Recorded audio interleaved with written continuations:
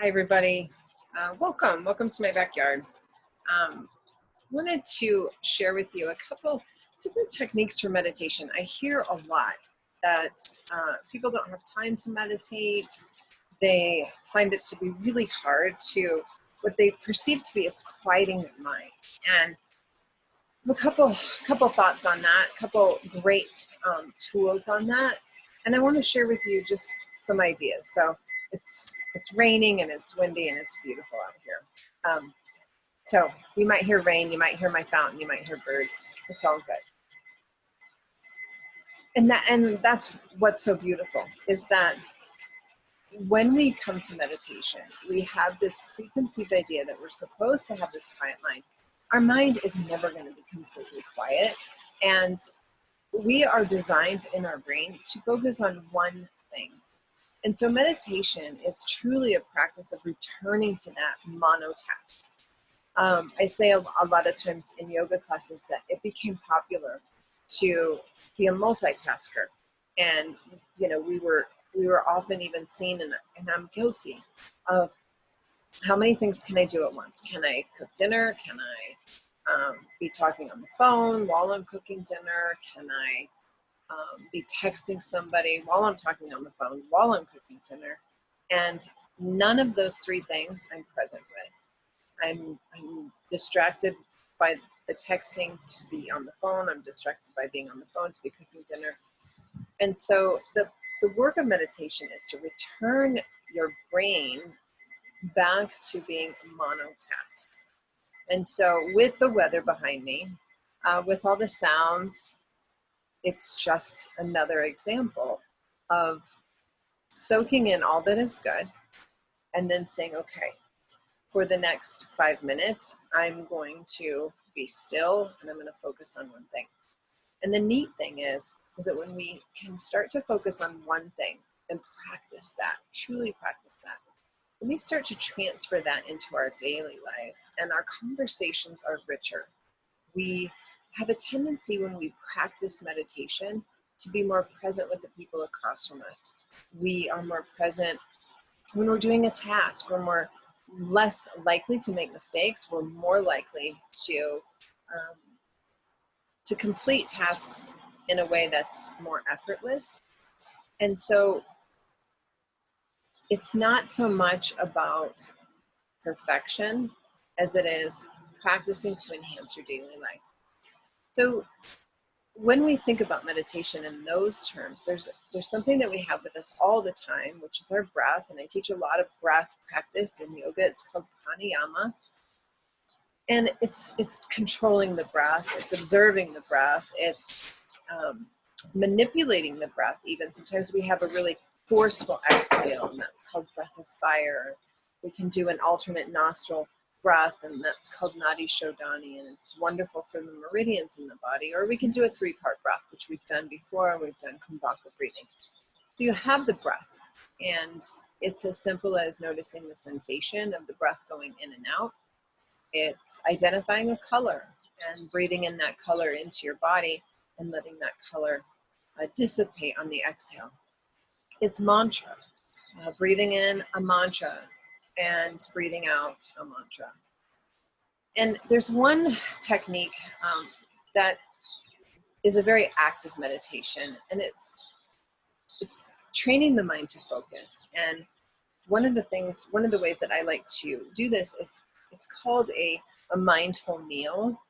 And there's some guidelines here. So like, of course we think, well, we're being present while we're eating, but there's a couple techniques that makes the meal become a meditation. And here's just a couple tips. And then I'm going to move you into just a deliberate focus meditation, but try practicing this. When you have a mindful meal, you set a place on your table that is as if it's for a guest. It might be a nice placemat. It might be a linen napkin. It is your cleanest plate. So you make a presence with your meal. You eliminate all distractions. So there's no cell phone, there's no television, there's no music. It's just you and the food. And then as you prepare to eat, there's a moment where you pause and you're so grateful. And you're not just grateful like, I'm about to eat a salad. You get so connected to the salad that you can feel the presence of the farmer who planted the seeds, who watered the lettuce, who picks the lettuce, who sold the lettuce, who packaged the lettuce, who shipped the lettuce. All of these people and all of their energy went into this simple salad that you threw together in maybe 2 seconds. And so there's that appreciation for all that went into this lettuce, whether it's rain from the heavens or somebody took the time to water it. It's deep gratitude there. And then when you're eating, we have a tendency to, as we are taking a bite, experiencing the bite, we're already loading up our fork with the next bite. And I am so guilty of this. I'll be eating the best bite of food ever, and I'm already preparing my next bite on my fork. And that is a symbolism of being in the future. I've forgotten about what's happening in my mouth. I could be having a party in my mouth, and I'm not experiencing the party because I'm thinking about the next one. So in a mindful meal, we take a bite and we put the fork down. We might even close our eyes and we might feel the texture of the food, the burst of flavor, maybe even let it sit in our mouth for a moment before we just start chewing it. Really become present and one with the food. And then you finish that bite and you deliberately load your fork for the next bite, experience it, and so forth. So a mindful meal takes much longer than your normal sit down. I'm a super fast eater, so having a mindful meal once a day is really good. There goes the pug. But it's also really hard because I still have this story in my head that I'm too busy to sit down. And that's another part of mindful meal. You're actually sitting down. You're not driving a car. You're not on the phone. You're not doing something else while you're eating. You are present. You're not at your computer. You are with your food. So sometimes it's fun. I sit out here on my patio and I set a nice place and I have my mindful meal and I really enjoy what I'm experiencing. And so that practice of a mindful meal then transitions to a mindfulness in your day-to-day, a mindfulness in your interactions particularly. So we learn to interact a little bit more present, less fear-based, and not the need to be right, not the need to even be heard, but maybe to understand instead. So that's the beauty of focus. I wanted to share with you, I get asked a lot of questions throughout the weeks between videos. A lot of people ask me what my favorite yoga book is, and I have a huge collection, and if you're looking for a yoga book, I'm happy to check those out for you. You know, we can do a little porch exchange. I have a lot of books on teaching yoga and sequencing yoga and things that like the concrete details of a yoga practice. And then I have a lot of philosophy books. But I would say my favorite yoga book ever, which I should have written it first, came from a beautiful teacher named Suzanne Coleman, and she wrote a book called The Yoga Mind. And The Yoga Mind is what I believe yoga is. And if you are curious at all about living yoga off the mat, I highly recommend The Yoga Mind. I wish I could say I have it in a pretty cover, but I have used it so much and marked it up so much that the cover finally ripped off. So this is my Yoga Mind. It's a beautiful book about a yoga teacher whose friend gets a spinal cord injury and is a quadriplegic and still wants to do yoga. And so you will learn in this book that the physical aspect of yoga is a very small part of the practice.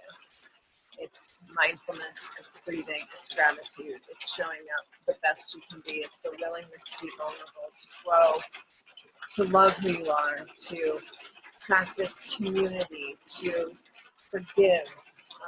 It's just this book, this is the book. It's called The Yoga Mind. It's a bluish green book. I believe it's in my Amazon shop.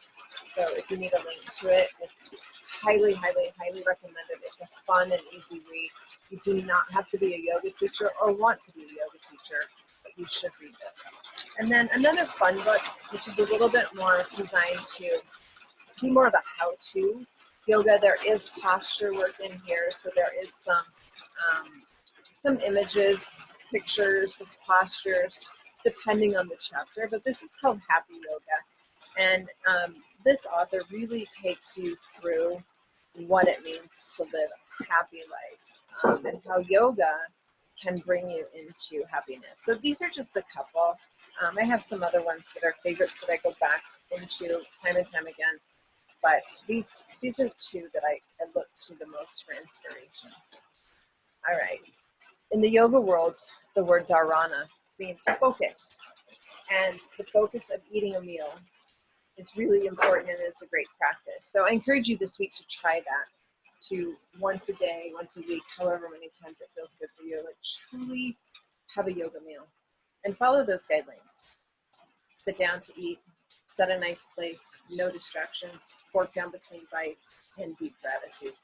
And start there and see how that changes the way that you eat and interact with your life.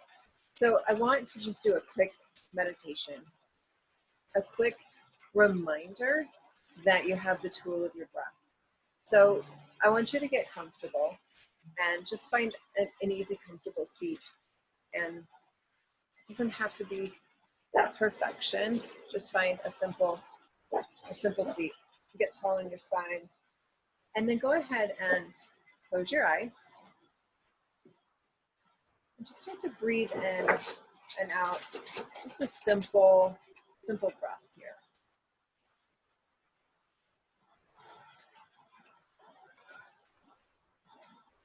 And then start to take notice that there are distractions.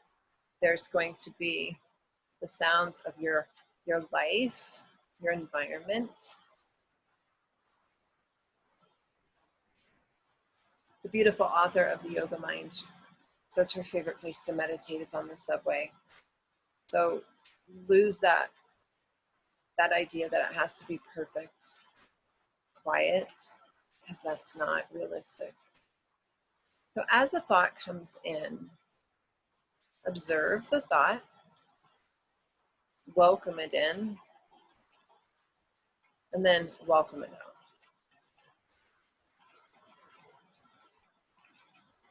There's that acknowledgement of maybe something you forgot, maybe something you need to do. You can even identify and just say, oh yes, that's that thought again.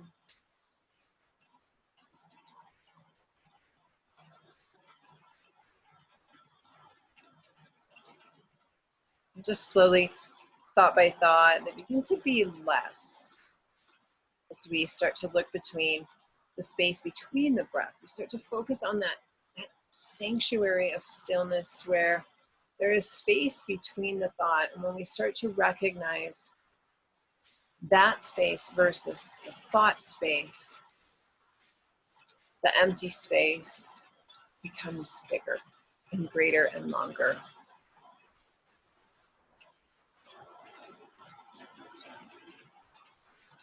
Just continue to watch as the thoughts move by you. If you find yourself having a conversation with the thought, just return it to the space between those two thoughts. And then that thought. We're going to practice that concept of focus. So I want you to put your attention onto one sound that you might hear. It might be a sound that you hear coming through from my space. It might be a sound in your own space. I want you to focus on the space that has that sound. So it might be a clicking of a clock. It might be traffic. It might be the humming of a television in another room, or a radio, or the sound of laughter. But find one sound. And when the mind drifts away from that sound, come back to the sound.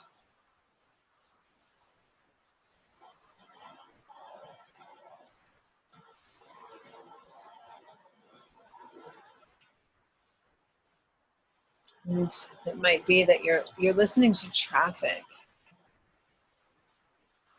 Just try to tune into the constant of the sound of the traffic. It might be that you hear the pitter-patter of rain. Just listen to the constant, the rhythm.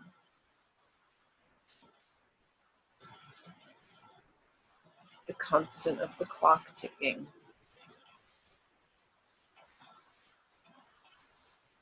The constant of conversation in another room.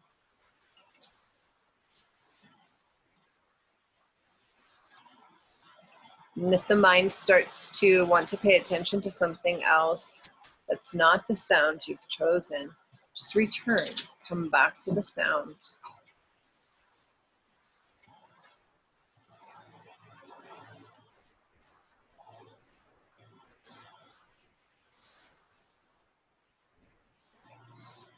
Take a couple more breaths here, just breathing in that familiar now sound.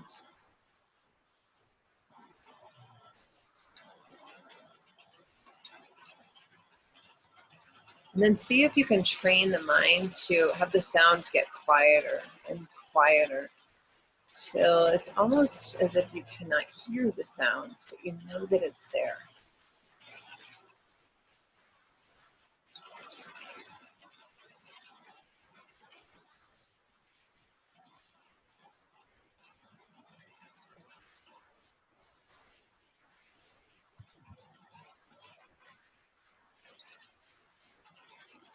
Take a full breath in and a long breath out.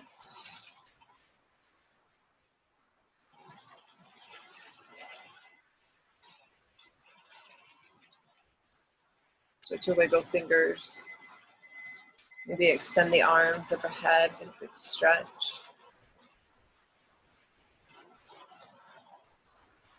So the practice, so important. As you go through the rest of the week, be sure to consider practicing that mindful meal. Maybe as you're gardening or weeding or watering or cooking or walking, you take this same practice, and maybe the intention for your walk is to observe the countless shades of green. Perhaps while you're cooking, your intention is to watch as the layers of what you prepare change and evolve from dry grain to fluffy rice, whatever it is, but you're fully invested in what you're doing. And then just see as the week goes on how many things that you can do it and experience, whether it's taking a bath, showering, watering, a garden, being fully invested in it. And what happens is the more that we do this, the more that we practice it, we come to a formal meditation, if you will, to then doing it for daily life. It starts to become a rewiring of our brain where we're no longer multitasking. And as a result, we become much calmer and we become much more peaceful on the inside, and that translates outward. So that's meditation. It was a little bit long today, but I hope you enjoyed it.